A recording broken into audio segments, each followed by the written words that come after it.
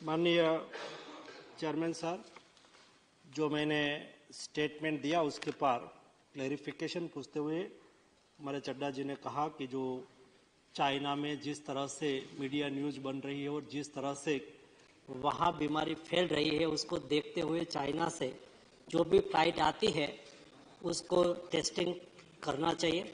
माननीय chairman sir, हम इस विषय पर बहुत जागरूकता से काम कर रहे हैं। नहीं केवल चाइना से हिंदुस्तान में डायरेक्ट फ्लाइट तो आज के दिन में नहीं आती है, लेकिन वाया होके आती है। लेकिन जैसा दुनिया में केस बढ़ने लगा, हमें बेस्ट कोविड मैनेजमेंट का भी एक अनुभव रहा पिछले 2 साल से, और कोविड के लिए क्या क्या प्रिकॉशन लेना चाहिए सारी दुनिया के साथ लगातार मैं एज ए हेल्थ मिनिस्टर बात कर रहा हूँ, WHO से बात कर रहा हूँ। तो उससे पता चलता है कि कौन सी दिशा में आगे बढ़ रहा है कोविड क्राइसिस। उसको देखते हुए जो भी प्रिकॉशन लेने की आवश्यकता है वो लेना हमने ऑलरेडी चालू कर दिया है। आज प्राइमरी स्टेज पर कोई भी यहाँ पेशेंट, यहाँ ट्रैवलर आते हैं, नहीं केवल चाइना, कहाँ से भी आते हो, तो भी हम 2% रैंडम सैंपलिंग करना चालू ऑलरेडी कर दिया है, और आने वाले दिनों में उसको धीरे धीरे आगे बढ़ा के आवश्यकता के अनुसार कंपलसरी करना पड़े तो भी कंपलसरी करेंगे।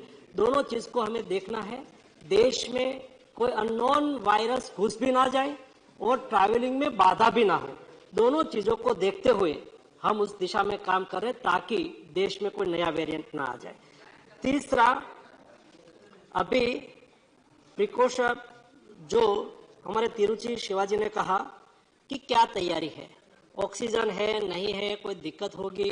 हमने आज से नहीं, कल तो विषय इसलिए उठा कि मेरी एक जिम्मेदारी बन गई कि सम्मानीय 3 सांसद ने राजस्थान से मुझे पत्र लिखा और उन्होंने मुझे कहा कि राजस्थान में जो यहाँ भारत जोड़ो यात्रा पास हुई और कई लोग ये यात्रा में शामिल हुए, शामिल होने के बाद वो पॉजिटिव पाए गए।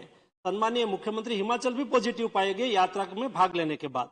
तो मुझे कहा कि उसके लिए प्रिकॉशन लेना चाहिए, आपको उसके लिए कुछ न कुछ करना चाहिए। तो मेरी जिम्मेवारी थी कि मैं राज्य के मुख्यमंत्री को लिखूं और यात्रा जो कर रहे हैं इसे उसके कन्वीनर को भी लिखूं कि उसके ऊपर प्रिकॉशन, उसके ऊपर जरा कोविड प्रोटोकॉल का पालन करें।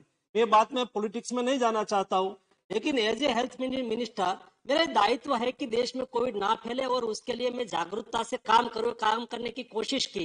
लेकिन खास लोग थे, मैं क्या करूं अध्यक्ष जी, चेयरमैन साहब, खास लोगों के मैंने बोल दिया तो खास लोगों के फेवर में लोग निकल पड़े और नहीं बोलने की भाषा में मुझे और प्रधानमंत्री जी के बारे में भी टिप्पणी कर दी। वो एक बात है, लेकिन जब से कोविड चालू हुआ, फर्स्ट सेकंड वेव और थर्ड वेव, अभी थर्ड सर्ज वेव तो नहीं था, हमने कभी कोविड क्राइसिस पर पॉलिटिक्स नहीं किया था और नहीं हम करना चाहते हैं।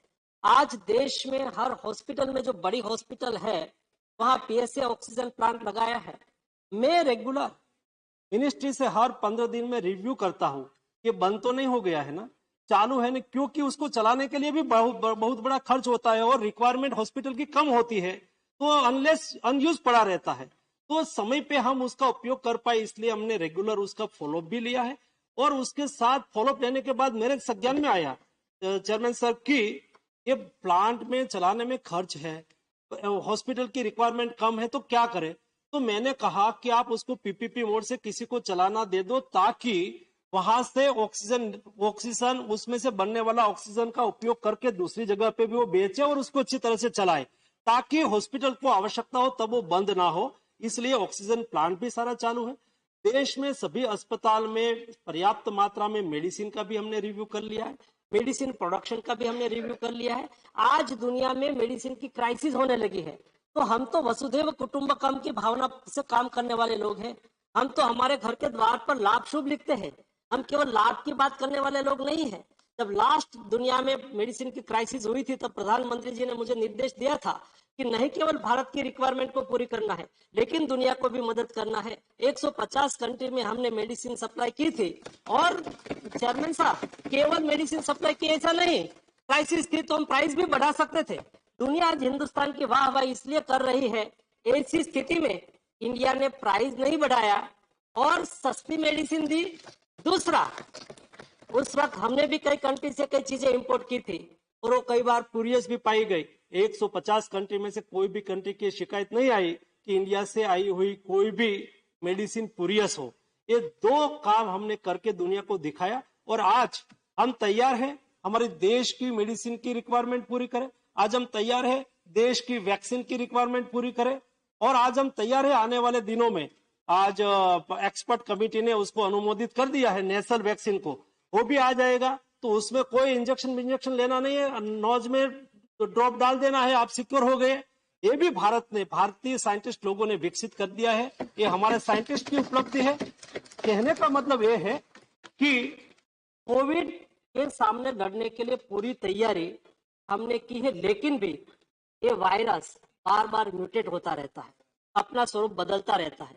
हम सब लोगों की जिम्मेवारी, हम नहीं कहते कि हमने ही सब कुछ कर दिया, हम कहते हैं कि सब लोगों ने साथ में मिलकर किया है।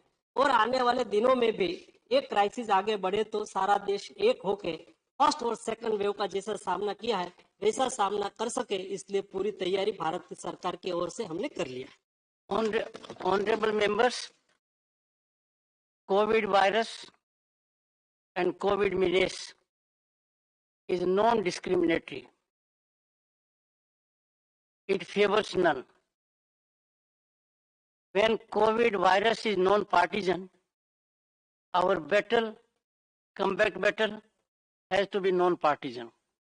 This morning, I had sought your indulgence that members of parliament have a decisive role to play in motivating the people so that we are prepared more than ever before. Returning to the discussion, Shri B. Lingaya Yadav.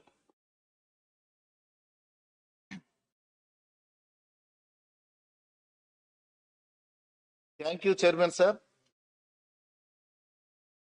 Scheduled Castes and Scheduled Tribes Amendment 2002 bill को the government of Tamil Nadu requested to include